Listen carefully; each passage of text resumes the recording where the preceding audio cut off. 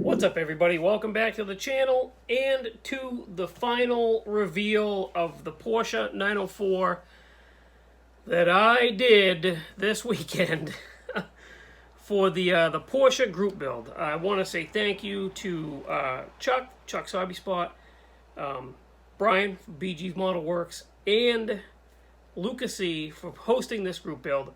Believe it or not, I did have a lot of fun. It was an exercise in making a very difficult kit work to the best of my ability. I realize that not every kit can just fall together. You have to do a lot of work. It's model building. You know, some things don't fit. Most things don't fit. And you have to work with them. Do I wish that the kit had come out a little bit better? Yeah, I did. But it is what it is. Like I said earlier, you win some, you lose some. I'm still going to consider this a win because I was able to complete the group build, and the model actually doesn't look too bad sitting on the shelf. So let's take a look at this beautiful piece of monogram history. This is the kit we started with. Overall,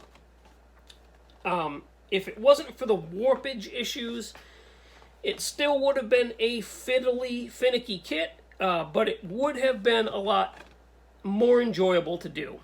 So basically, I've said it 100 times, most of the parts were warped really bad. Body parts, the chassis pan, all of that. And once you get a model that's that warped, it's very difficult to get it to come back 100%. I understand that. I thought I was able to get all the warpage, or at least 95% of the warpage out of the parts on this, but it came right back. Well, not right back. It came back double after sitting for a few weeks. I don't know whether or not if I had put it together when I fixed it, when I got the warpage out of it, I don't know that it wouldn't have come back when it was glued together. I don't know. I have no answer for that. But overall, I say don't be afraid of the kit. But if you are just starting to get back into this hobby or just picking up this hobby, you might not want to jump into this one right away. You might want to get a few builds under your belt before you attempt it. So let me show you what I've got, and I'll show you what's going on with it. So there it is. It's finished. It's actually floating on two wheels. I wanted all the fender gaps to be the same, right? I could have messed with the suspension, squished one tire up or two tires up and got it to sit so it wasn't all wobbly and wonky. But I decided the overall look of the wheels being the same on both sides was more important to me. So a couple of things. This side is the best side. The gaps are the closest to being closed. This lines up. So I did end up gluing the bonnet shut. This is basically just a shelf queen in every sense at this point. This is glued shut because this wouldn't line up. This is glued shut because it was so badly warped that it wouldn't function. It wouldn't move. So it is what it is. So anyway, this is it.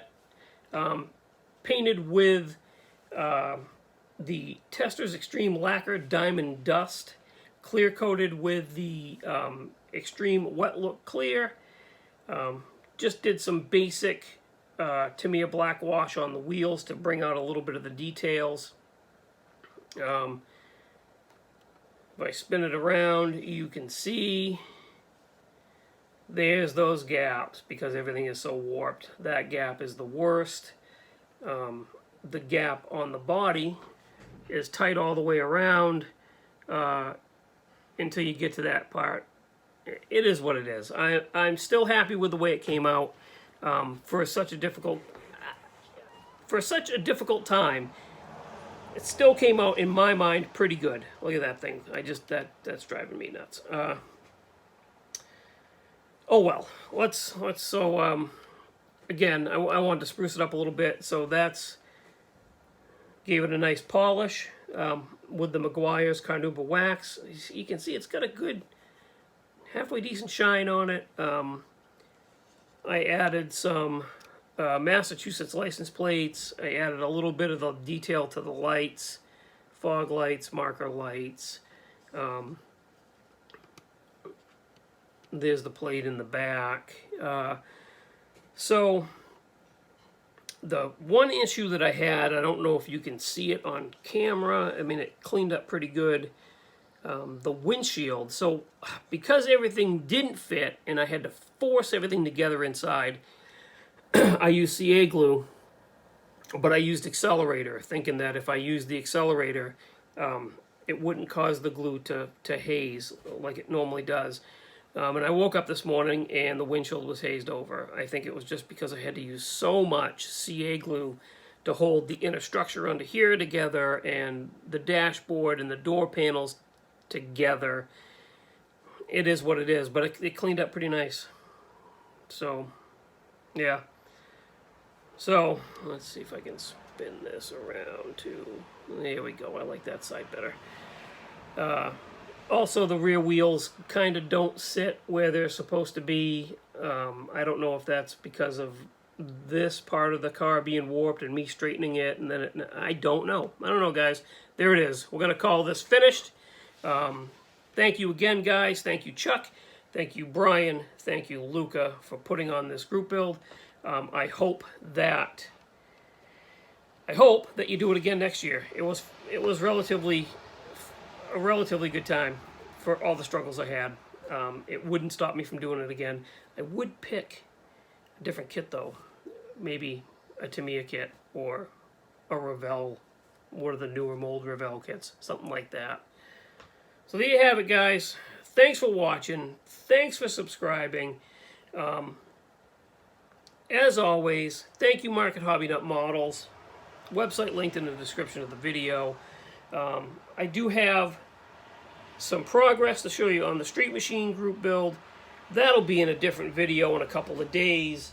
And I do have some stuff I want to talk about as far as the other group builds. So I can't wait to get into that. But for now, I'm all done. I'm all set. I'm tired.